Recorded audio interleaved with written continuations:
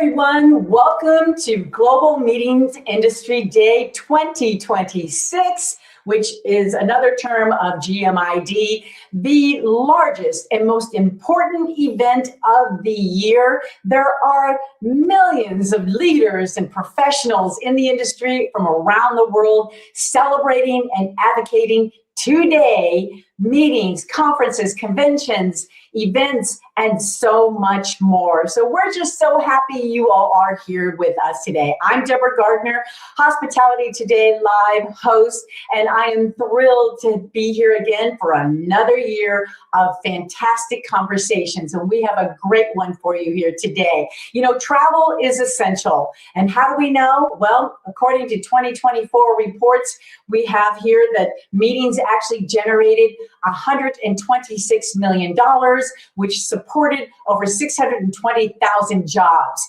So it is large. It is humongous. It's huge. I think the only industry bigger than the hospitality industry is the government.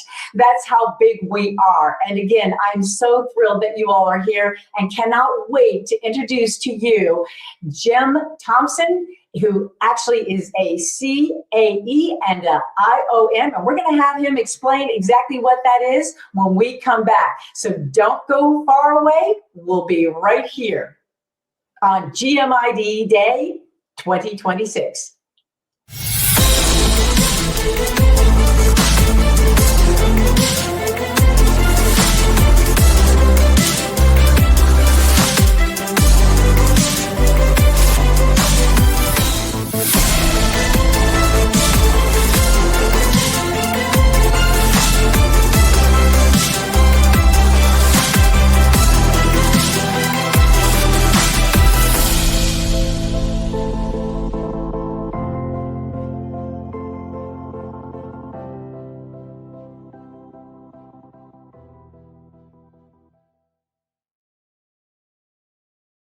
Day 2026. I am so thrilled again to be here as your host on Hospitality Today Live. And our guest today, I'd like to introduce to you, who is Jim Thompson. He is a CAE, IOM, and President and CEO of Tying It Together Consultants. So let's bring him to the stage here. Hi, Jim. Hi, Deborah. How are you doing? I'm so excited to be here with you and to see you again, especially all the exciting news about you. I think it's been since 2023 that you've been on the show, and now you're coming back as a whole new entity, and I'm sure so many people want to know about you. And I think where we need to start is to have you talk about who you are, what you're all about, and what you've been up to, along with what is a CAE and an IOM? I mean, you know, Deborah, that's a fair question. I get that asked all the time. You know, I think anybody in our industry, whether it's hospitality or associations, we see all these acronyms after everybody's names and question like, what in the world are those? So first and foremost, CAE is the Certified Association Executive designation. There are about 4,700 of those in the U.S. today. That is actually a designation that is run through the American Society of Association Executives. And the IOM stands for the Institute for Organizational Management. That is a designation that's run through the U.S. Chamber of Commerce. Now, that does include both association and chamber professionals. And it's a great program. It's actually a 4-year program. I kind of almost refer it to almost like a master's level in chamber or association management, because you spend 4 years, a week every year at either, like, I know there's 4 different sites across the country. I did mine at Villanova University, and, you know, they bring in just these amazing instructors just to talk about various aspects of the association management profession. And so once you graduate, you get your IOM degree. So yeah, so CAE, IOM, all those things. It basically just certifies that I've been in this profession for a long time now. So. Yes, you have. Yes, you have. And it's so fun because I actually got a chance to meet you a couple of years ago and to work with you as well. And as a matter of fact, I was able to dig up one of these. I love it. You and I. That's a nice flashback. It is a great flashback here in Phoenix, Arizona. I know one of your keynote speakers got ill the night before, and I was so happy to jump in at that time, because I tell you what, we wouldn't be sitting here together probably. Absolutely. We didn't know each other. Yeah. Hey, it's But the power of relationships, right? Right, exactly. That's what we're all about. And I'm so glad you explained what, your credentials are, because there's a lot of new people in the industry that really don't know about that. And again, that's what's so great about having you as an expert here. And I want you to tell us a little bit about your services as a consultant, and your necktie as well, that your trademark. That's how I always remember you by. Tell us a little bit about what's going on with the consulting. Yeah. So, it's interesting. A good friend of mine who I know you know really well, Stan Phelps, who's also a professional speaker in this industry. Actually, when I was first starting my business, or at least had the initial concept of the business, I had my website up, and Stan did me the great favor of looking at my website and absolutely tore it apart. And well, it's funny because he said, Jim, I've known you a long time. He's like, I'm sure you know Simon Sinek's book, It Starts With Why, correct? And of course, yes, Stan, I know about the book.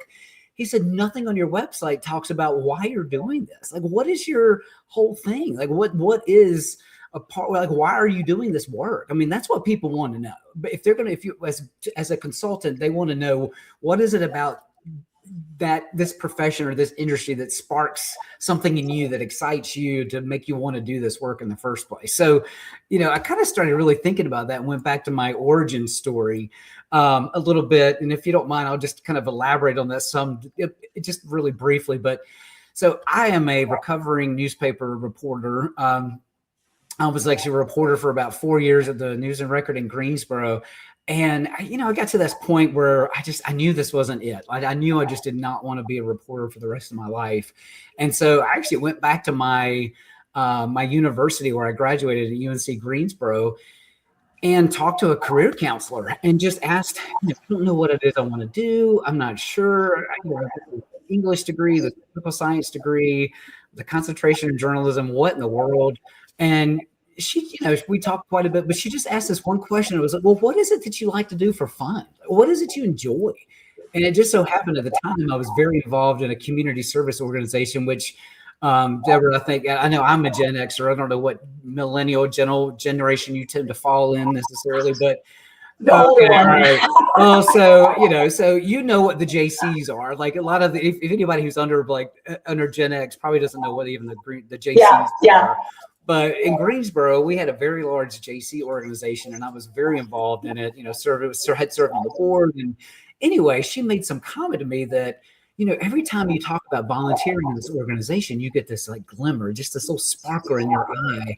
And she asked me, have you ever considered about going to work for nonprofit organizations? Actually, and of course, me as a reporter, I'm like, well, I already don't make any money in the newspaper business. Why would I want to work for a nonprofit? Like, they don't make money, right? Totally opposite. Yeah, she's like, no, despite what you think, nonprofits do make money. So anyway, long story short, I did end up leaving the newspaper business, getting into working for an association, working for the North Carolina Association of Realtors and I was there for about 5 years, went on to be an executive director for AENC, and then working for an association management company. And then, had a brief little stint working for a chamber of commerce. And then after that didn't quite work out the way I was hoping it was going to work out, it gave me sort of pause to think, well, what is next? I don't know what that might look like. And, after serving 25 years in this profession, I just thought, what a great chance to be able to give back in a way that's unique, but also potentially open my own business. And so, because I just have such a passion for what associations do and what they do for our communities. And I thought, I love governance, I love strategic planning, I love membership development. So, like you said, because the bow tie was my brand, it's always been something I've done for many years. Went on ChatGPT and kind of threw out all kinds of random names, and sure enough, the whole tying it together consulting just sort of came to fruition, and sure enough, it happened to be available on GoDaddy as a domain. So here we are tying. Yay! That's very rare. I was surprised by that. I think it was very serendipitous. I bet. Oh, I just love that story. I really do. Yeah, the tie thing, necktie, that is you. And if people don't remember your name, they'll remember the Right. necktie. And there's something about you that when you've been in the newspaper industry, I've been in the radio and TV. The beauty of what you're doing right now, Jim, is in consulting. It has to do with a lot of research and homework. You have that background. I can vouch for that. And the research that you do, you bring to fruition. And let me give you an example of what I know about you is your weight loss. Your weight loss, you did something spectacular to where, which tells us about progress. It tells us about setbacks. It tells us about success. Just for you going through the research, the homework of, trying to find out what worked for you in weight loss, and researching all that. And then you did it. Tell us about this.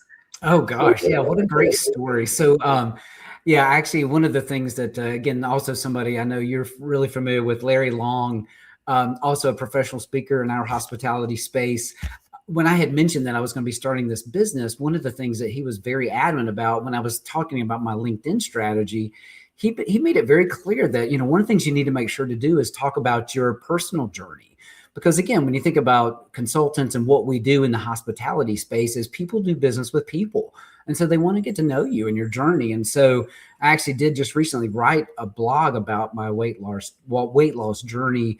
And it was one of those things where, just to kind of brief recap, but it was back in I think it was 2015. I was over 325 pounds, had never really worked out before, I'd never ran more than a mile in my life. Was on an amusement park ride, or was trying to get on an amusement park ride with my daughter. And as we were getting ready to get on it, the gentleman looked at me and kind of leaned in my ear and asked me how much I weighed. And when I told him, he kind of leaned back into me and said, sir, I'm sorry, but you can't ride this ride together with your daughter. You weigh too much. And it was one of those moments in my life where it just completely just changed me. And I knew that I needed to make a difference and make a change. So like you said, it wasn't a short progress. It's like everything, people always say, I use the phrase in running, it's a marathon, not a sprint, because it really was. It was an 18-month journey. And it was just putting in the hard work. And, I just, again, some trials and tribulations. And, and I'm not going to lie, like, 21 and 22, 22 and 23, I've probably I got down to just around 215. So I lost about 110 pounds. And like in the past year, I had gotten back up to about 270. But it's one of those things, like, it happens, like I said, I beat myself up all day long, but it's like, what, it happened. And I got back on it. I'm like, all right, I'm back down to about, 235 again. So I'm like, all right, feeling better. But it's one of those things. But I feel like I've also been doing a lot more strength training in the last little bit. So I'm thinking that's more muscle weight, Right. So all these lessons you can learn, and you're such an experienced association professional. You're a leader connector. You're about governance, strategy, people, and purpose. And you even bring that into your personal life is what you're stating. And so that's very, very admirable. I'm very proud of you. And, I don't believe there's ever a destination. There's no finish line. You just every day make yourself better than the day before. Then you 100%. are being successful and you are being 100%. A winner. So good 100%. For you. Good for you. Now, every day. Yeah, exactly. Question for you, because I've been asking this question of people lately. So, good. So do you make your bed up every morning? Do you make your bed every morning? That's the first thing I do every morning. Love it. First thing when I get out. Here. Yeah, I think I learned that from my mother. As a matter of fact, my mother always made the bed first. And my dad would say sometimes he'll go to the bathroom and he'll come back and the bed's already made. He's like, I'm trying to get back into bed. Love it. I'm trying to get back into bed. Yeah. Well, it's already made, so I guess I'm not going to bed, he says. Right. So yeah, I've been starting to ask that question lately, just because I think it's one of those things of like. It's a great question. It's a great question, for sure. Okay, now let's get on a serious note here because, again, I think a lot of people want to know your brilliancy in the industry, and you have 25 plus years in it. So my question here is, what in particular do you feel is the most urgent need for associations that really help you serve them? In other words, what's going on in the industry that you need help with? Well, I think, there's some, I mean, as you know, I mean, like things change so rapidly. I mean, we are seeing things, just 2 years ago, we weren't even talking about the use of, Claude or Gemini or ChatGPT in the workforce like we are today. But now it is literally like a topic of conversation all the time. So I think for organizations, really thinking about how their strategy and how that interplays with how their governance and their membership interplays with each other. I use that particular example. So many organizations years ago would put together these massive, 3 to 5 year strategic plans and think that was, the end all be all. And I'm almost to the point of, when it comes to developing strategic plans, is thinking a little bit, almost really more short term, in this almost like a 2 to 3 year window, just because, again, organizations have got to realize that they've got to be more nimble, more versatile, more innovative. Their members are expecting that. There was a recent study that was done in, I think it was Forbes magazine, that when they surveyed different CEOs, so many of them, because of just the uncertainty of the economy, aren't spending as much time in innovation as they used to be. So it's really upon us as the association community and the profession and industries that we serve to sort of be that innovation outfit, to be that sort of, I guess you call it an incubator of ideas. So, if we can kind of do that with our strategic planning and our governance in that sort of 2 3 year window, to continuously be nimble, be quick, be forward thinking, just constantly realizing that change is evident, change is apparent, and it's going to happen. So that's kind of where I'm going with my consulting firm, is like just keeping people, trying to keep people at the forefront of what's happening all the time, and always, whether it's developing your board agendas like that, whether it's developing your committee reporting structures like that, whatever the case is. I mean, that governance has to flow through the entire organization. They all have to be pointing up and rapidly. Yeah, for sure. So what do you see as some of the biggest drivers of change for association professionals, especially new people that are coming up into the industry? What are those biggest changes that they need to know about? Like, give examples. Yeah, I mean, I'll go back to the AI. I mean, I think that's probably one of the biggest dynamic shifts in that we've seen in recent years. And, one of the things that, and I'm not naming names by any means, but it really kind of terrified me just recently, because one of who I would refer to as probably one of the biggest industry strategists just recently did a webinar, and on the very first slide made some statement that none of his presentation or information was gathered through the use of AI. And here I'm like, you're supposed to be one of the most innovative, forward-thinking people, and you're not, and you're actually telling people that you're not even using AI at all. I mean, that should be concerning. I mean, to me, just because AI doesn't have to be scary. I mean, you just have to embrace it and humanize it. I mean, there's ways to utilize it in a human aspect that make it something that, I mean, I was just on a call today with a good friend of mine who has developed a company that is literally taking it is literally flipping the tables on developing online learning modules, that he can literally build an entire learning module online with the use of AI within hours, compared to what used to take months. I mean, it's unreal. So, again, it's one of those things. It's like, we have to figure out how can we embrace this and use it and humanize it, and not necessarily look at it from a scary, big thing. Because I mean, people used to say that when the horse and buggy were riding around, and they would see the cars driving down the street, and it would spook the horses, and like people would be like, "Oh, I'll never get behind a wheel of that thing," and we are. Yeah. So what is your take on the scariest question of all out there is, will it replace humans, especially in the association market? No. Now, here's the thing. Now, Will it replace certain jobs, certain tasks? 100%. But that doesn't mean it needs to replace people. There's a big difference between replacing tasks than replacing people. You know what I mean? I mean, we've seen that happen from in the Industrial Revolution all the way up to now, where, we've modernized technology. It's just a matter of retraining and reschooling. There was years ago that there were absolutely no robotics in an industrial manufacturing facility. But I don't know if you've had a chance to walk into any modern manufacturer facility, but you can eat off the floors. Like, they're absolutely spotless. Yeah. Because so much of it is robotic automation, so, but now that there's still people working there, right? Still people that have to be a part of that. It's just a matter of reschooling and retraining. We've got to be thinking that, now I do admit the day and age of the 4-year college education is probably going to start dwindling, and we're going to see a lot more of this 2-year certifications, credentialing, things like that. I agree.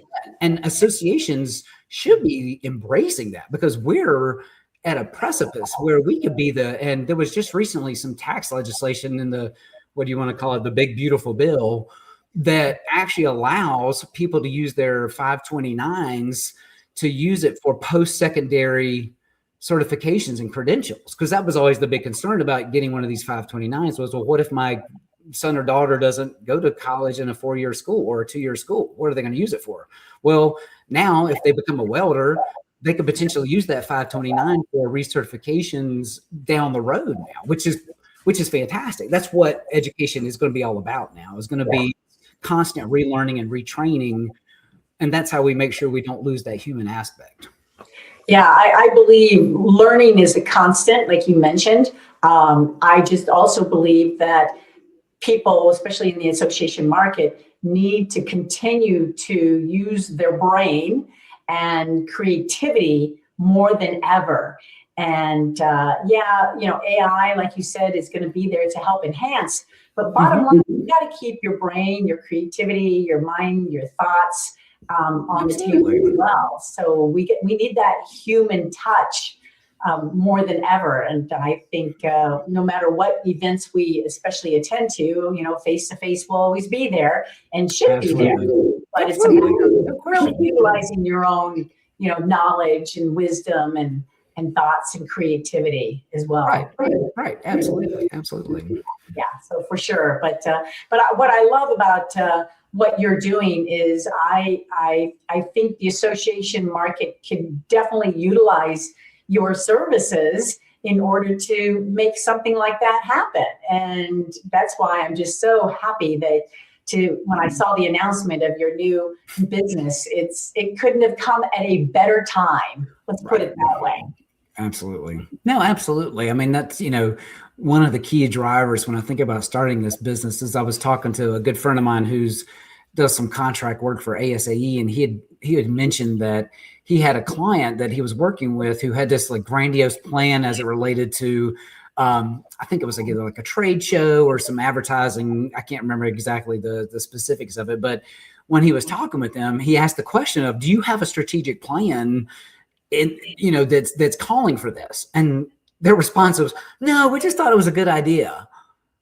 And it's like, and he was like, man, if I had just had you, Jim, to like come in and like help them actually come up with a plan first before they decided to, because how many tech companies or AMS vendors or, non-dues revenue organizations or speakers, conference designers, whatever, like people come to them with these grandiose ideas. And then you ask the question, like, so now what initiative or tactic is this in your strategic plan? Like, what objectives is this supposed to accomplish under what goal area? And they're going, I don't know. We just thought it would be a good idea. Somebody brought it up on a committee meeting. It's like, so, exactly. So it's not part of your strategy? Is that what you're saying? Right. And it is all about strategy. And I think that's something that we're lacking today because we're getting so caught up on what's happening in the world and not really paying attention and focusing on what's in front of us, what can be done in front of us, and at least take care of what's in front of us. And the only way to do that is strategically wise and being focused. So this is again why it's just so exciting to have you on board. And I just know that you're going to be very, very successful. And any association would be so lucky to work with you. I had that pleasure, and I've always remembered that. And you really know how, from different angles of the industry, you already know. You've been a planner, you've been an event planner, you've been the not supplier side, you know it all, and now you're just tying it all together. That's a lot. You did good. I'm impressed. I ran right into that one, didn't I? I love it. I could have teed that up better for you. That's funny. That's funny. Well, I do have one more very important question to ask you, and I know everyone is going to be wondering what it is as well. So what your answer is, and here it is. What does GMID 2026 mean to you? Well, without the meetings industry, associations would be basically organizations that are all about just advocacy, governance. I mean, nothing else. I mean, when at the end of the day, one of the biggest ways that an organization can contribute to its member engagement is through its meetings and events. And so to be able to celebrate this week around the hospitality space, around our meeting space, I was so tickled to hear during your build up to today's show around the uptick in meetings and events, because again, it's such a, there's so many people that work in this space, and it does go to show you that no matter whether there's AI or whatever the case is with technology, whether we've gone from, fax machines to email to now AI, we've never lost the people component of that that in-person meeting, that nothing can replace that, So I'm excited to see that now here we are 6 years removed from the pandemic, literally 6 years, not almost this week, that the meetings industry is building back up stronger than ever. Because again, there's really nothing that can replace that ability to be able to get people together, share ideas, share knowledge, make their industry better. I mean, there's just nothing like it. Yeah, it really is. We're very lucky to land it in this industry, because the broadcast journalism industry, that was great to experience. But right. I really enjoy this industry, and I know you do as well. Oh, gosh. I'm just so I just know many people are going to be wanting to talk to you and to work with you. So how can they get in touch with you? Well, we've got some information here. Go ahead and let us know here, Jim. Yeah, sure. So just my website is tyingittogether.com. You can feel free to email me at jim@tyingittogether.com as well. And there's a booking link on the top of the website. So if you want to just, if you're intrigued and just want to book some time and chat and talk about how we can help reduce some friction in your organization, whether it's governance or membership, glad to help you out. Oh, good. Well, this has just been such a delight. I know it was quick, same here. But you're busy, and we want to make sure that you actually get to the phones. Right. And I know I'll see you at many of the industry events while you're letting everybody know this is what you are doing now. And I'm just thrilled that we were able to connect. So again, thank you, Jim, for being with us here on GMID Day 2026. And hopefully everybody enjoyed today's show, and we'll see everybody again. So thank you, Jim. Thanks, Deborah. I appreciate it. You bet.